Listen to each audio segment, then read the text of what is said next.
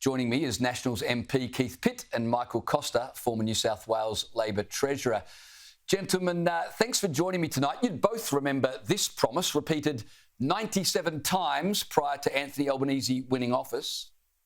Reducing power prices by $275. By 2025, $275 a year. $275 a year. We'll get power prices down by $275 a year. So, Michael Costa, help me out with this. Was that misinformation, disinformation, or just a complete and utter con job? I think the latter. I think it was a complete con job. Look, from the Prime Minister's point of view, I don't think he understands the industry anyhow, and he was just repeating a slogan that somebody gave him. But certainly the Energy Minister ought to know better, or else he's a complete ignoramus. So you've got to conclude he's being deceptive. And the fundamental problem here is that he keeps talking about energy, and what people use in their home is power. You know, it's all very well to go around saying that renewables is the cheapest form of energy. You've actually got to get that energy into a home for it to be used as power, and that's really the whole system issue, and that's what they're being deceptive about. They don't talk about the transmission costs, they don't talk about the baseload requirements, they don't talk about the poles of wires.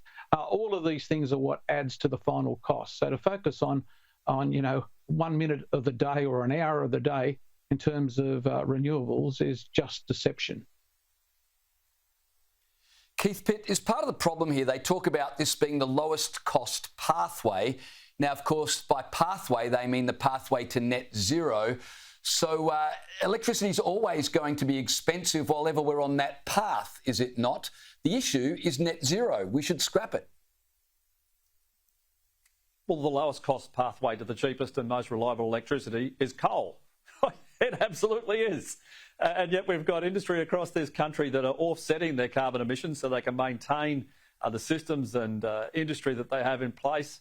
And yet the coal network gets completely denigrated by people like Chris Bowen and others. And yet it is the most affordable, most reliable mechanism to generate electricity in this country. Now, if you want it to be zero emissions, well, the next one up the list is nuclear, right? It's that easy. Labor is trying to say to the Australian people that they can build a network that is unreliable, intermittent, and then have to build another network that's 100% reliable, put the two together, and somehow that's cheaper than just building the most reliable one. Well, I don't think the Australian people will be fooled, and Mr Westerman has belled the cat. Yeah, I don't think the Australian public are fooled at all. They get reminded every time they get their power bill. Speaking of the government's green energy agenda, reports in the Australian today that Queensland is on track to miss its legislated renewable and emissions reduction targets because two of their pumped hydro projects, which they're relying upon, are behind schedule. Well, why are they behind schedule, you ask? Well, they're yet to secure environmental approvals, ironically, and they're facing multi-billion-dollar cost blowouts. Keith, Andrew Bolt has been right across this issue, but the government's green dream is now completely broken, is it not? And I might add, isn't it ironic that the argument against nuclear is it takes too long and it costs too much, and yet here we are with these renewable projects behind schedule and blowing out in costs?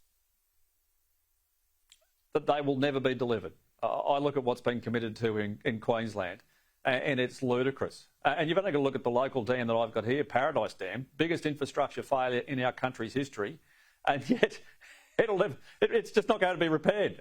They want to apply all of the current rules, replace that dam wall with one which is about 40 or 50 metres in front of the existing one, have it be the same size, and yet it's got to go through every single approval again. That is something that should be fast-tracked. There is considerable safety risk with it, and yet we don't see anyone who wants to do that. That they fast-track to knock that wall down. We should fast-track to put it back. It's the same footprint. And the idea that they'll build pumped hydro all over this country and get environmental and heritage approvals, it's ludicrous. It'll never be done. Nuclear, small footprint, and it works. Michael, I want to ask you about the latest warning from the IMF that Australia runs the risk of high inflation continuing on into 2025.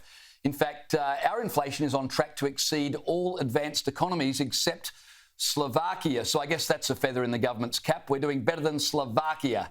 That's fantastic news. High inflation means, of course, interest rates won't be cut anytime soon, something we are seeing happen in other countries.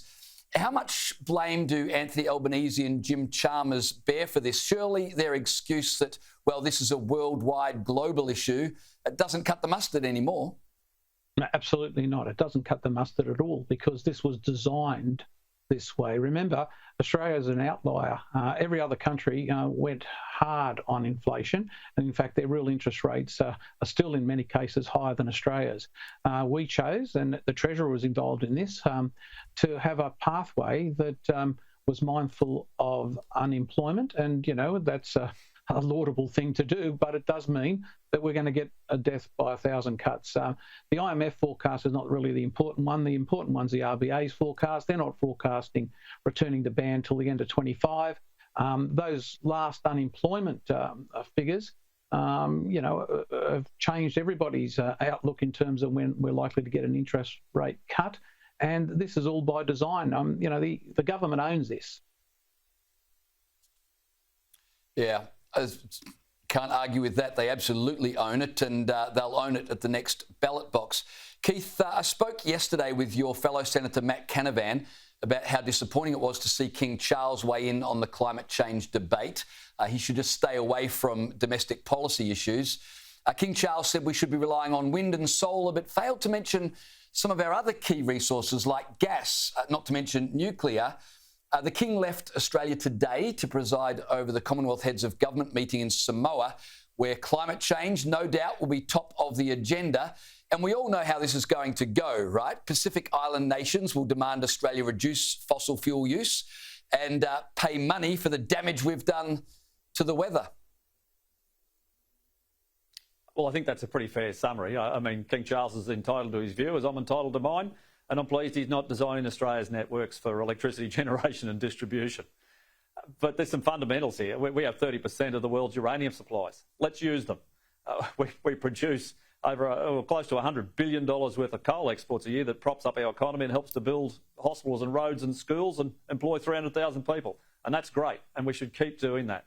The monarch will always have a view, and I'm a monarchist, I'm a supporter. But the reality is we've got to act in Australia's interest. Now, the Pacific will continue to do what they've always done. There'll be support for them, clearly. But the idea that we should abandon Australia's resources sector and the more than 1 million Australians who work in it, that is fraught with danger. It'll be the wrong decision. And I'll be interested to see how federal Labor wanders through this one. Keith Pitt, Michael Costa, appreciate your time tonight.